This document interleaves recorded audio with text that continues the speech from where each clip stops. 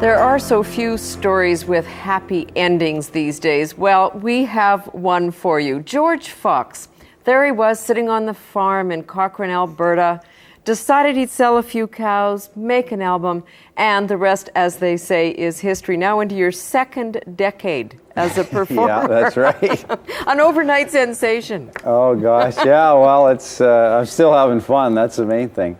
Now, this story I know you've told before, but it's just, here's this kid on the farm. I mean, really, not even going into town that much as you tell it. Right.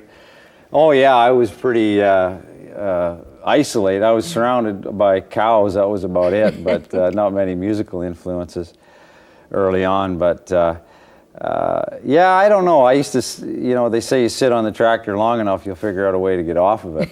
So that's what happened. Yeah. You saw the movie American Graffiti and something clicked in your head. Yeah, that movie is great. It's my all-time favorite, and that was really the first movie that had a soundtrack, Yeah. as I recall. I mean, I had the soundtrack before I ever saw the movie, actually. And at the time, this was about 76, 77, and I was in high school at the time, so I really related to the stories through the music in that movie. And what happened is, I mean, I had the soundtrack. A buddy of mine had it, and on 8-track. And 8-track? You shouldn't even admit that you had one of those. But I learned practically every song. I didn't play guitar, no instruments, but I wrote out all the lyrics and had this little cassette recorder with a little microphone about that big, and I was singing all the sha-na-na-na, sha-na-na-na-na, ba-oo.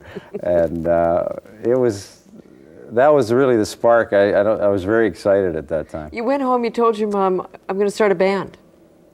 Yeah, and she said, man, you got to be crazy.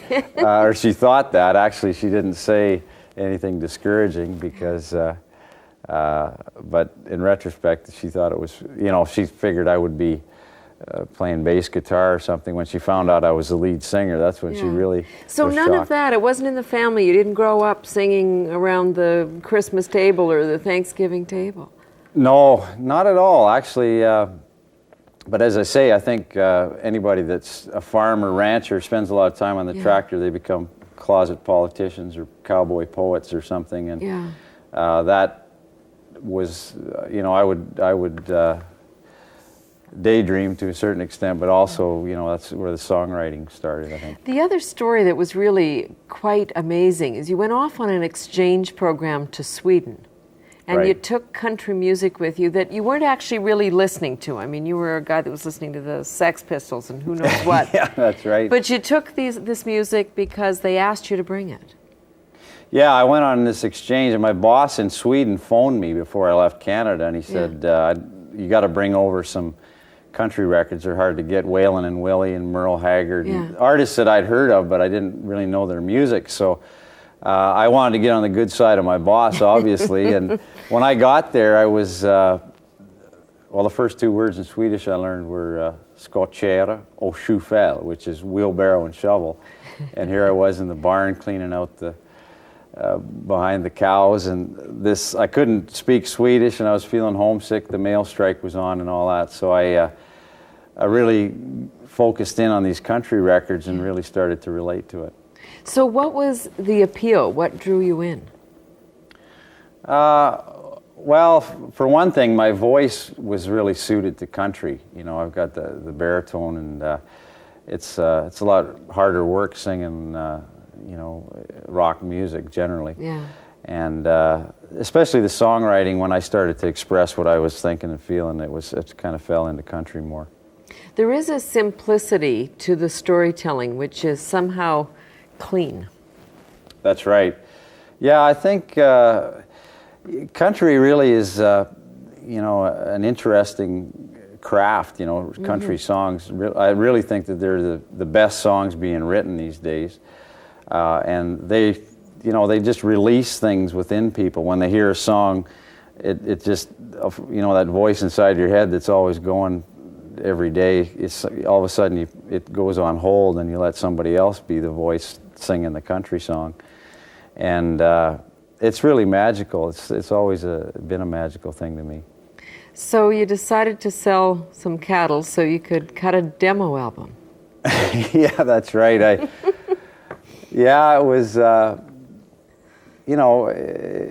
every artist pretty much I've met has always had a gamble. They've had to take a big chance. So, and it's always different. I mean, some of them move to Nashville, some of them have to, leave their girlfriend or whatever behind. But for me, it was selling some cows and taking that big chance. They heard the music, they called. Your mom she wasn't even going to bring you to the phone.